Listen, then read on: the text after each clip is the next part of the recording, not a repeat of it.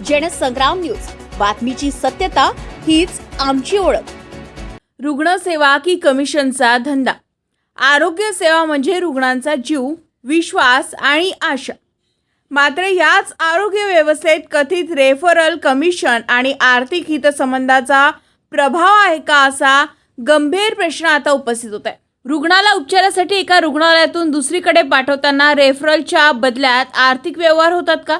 Sonography, blood test, CT scan, MRI किंवा इतर तपासण्यांसाठी विशिष्ट सेंटरवरच रुग्णांना पाठवण्यामागे काही आर्थिक हितसंबंध आहे का, याची चौकशी होण्याची गरज आहे। एका तपासणीसाठी वेगवेगळे दर, अनावश्यक तपासण्या किंवा ठराविक सेंटरकडेच रुग्णांना पाठवण्याची पद्धत असल्यास त्याचा थेट आर्थिक भार रुग्णांच्या खिशावर पडतो। यासोबतच फार्मा कंपन्या, डॉक्टर आणि मेडिकल स्टोअर्समधील कथित आर्थिक संबंधावरही प्रश्नचिन्ह उपस्थित होत आहे। औषधांची निवड ही रुग्णांच्या गरजेनुसार होत आहे की आर्थिक हितसंबंधाचा त्यावर प्रभाव पडतोय, हा देखील महत्त्वाचा सवाल आहे।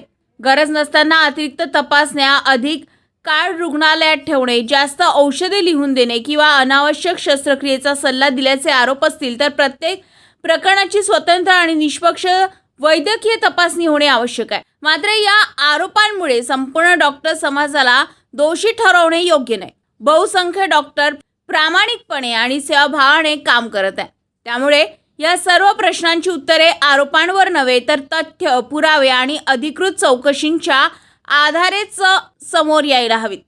आरोग्य सेवा ही सेवा राहणार की आर्थिक हितसंबंधाचे माध्यम बनणार, याचं उत्तर आता पारदर्शक चौकशीतूनच मिळणं गरजेचं आहे।